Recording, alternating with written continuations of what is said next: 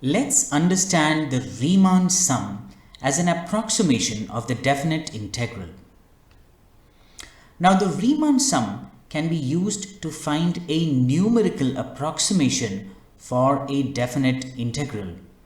Note that this video assumes that you're already familiar with the concept and calculation of a definite integral. Let's understand this with an example.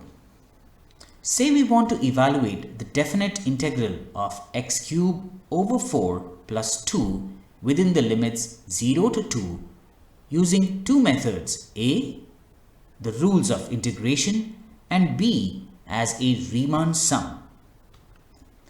Let's do the first one. So to evaluate this integral, we would use the power rule and get this expression. Going forward, we would ultimately get the value of the definite integral as 5. Let's park this aside and go to the second method, namely the Riemann sum. To use the Riemann sum to approximate the integral, we want to plot the function on a graph. Here is the graph of x cubed over 4 plus 2. We know that the integral of x cubed over 4 plus 2 evaluated within the limits 0 to 2 represents the area under the curve between x equals 0 and x equals 2. And we also know that the value of this definite integral is 5. Let us use Riemann sum to approximate this integral. To start with, we mark the limits of the integral. So the lower limit is a and the upper limit is b.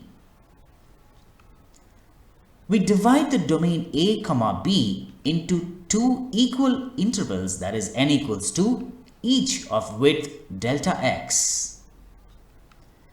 So the first delta x is this, and this is the second delta x. Now when a is 0 and b is 2, we get delta x is equal to 2 minus 0 divided by 2, which is equal to 1. More generally, delta x is equal to b minus a divided by n, or the number of intervals. Now, let's draw lines from each interval point till where the lines meet f of x. So we have the first line and the second line and the third line. Now, to get the area under f of x, we draw two rectangles in such a way that we take the lines on the right side of each delta x as the lengths of those rectangles. Thus, the first rectangle would be this, and the second rectangle would be this. Note that we are following something known as the right Riemann sum to do this.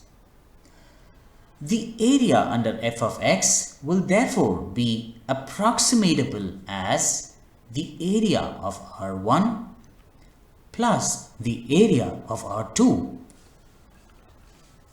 Specifically, the area of R1 is equal to the length fx1 times the breadth delta x, which is equal to the shaded region.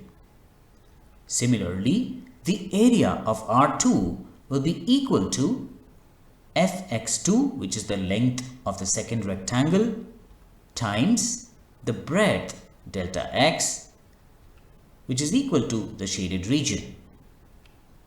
Thus, the area under f of x can be approximated as the area of R1 plus the area of R2, which is equal to this shaded region.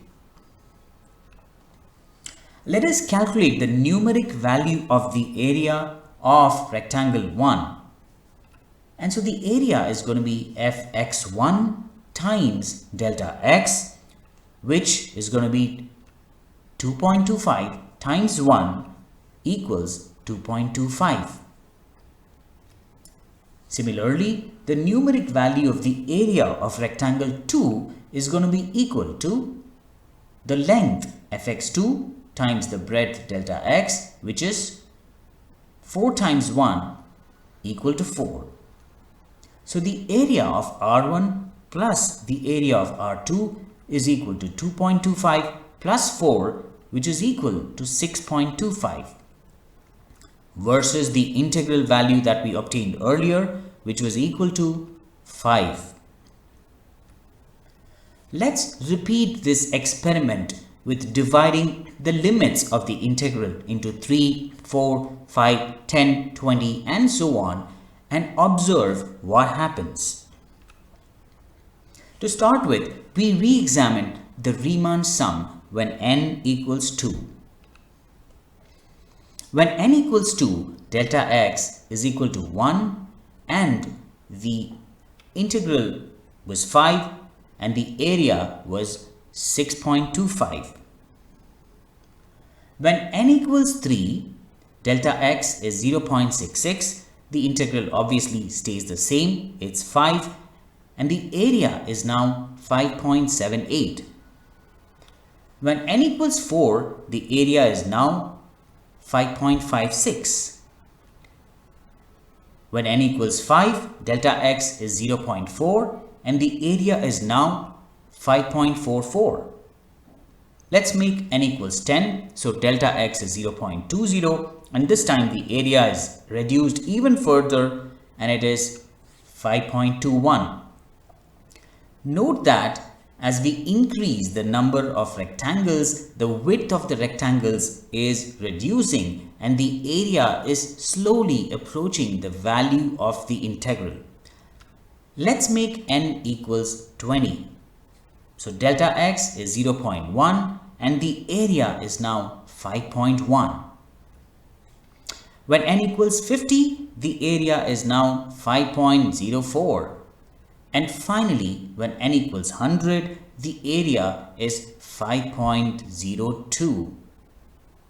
Note that the two are almost equal. To summarize, the definite integral of f of x within the limits a to b is equal to the limit as n tends to a very large number of the summation of the areas of all of these rectangles.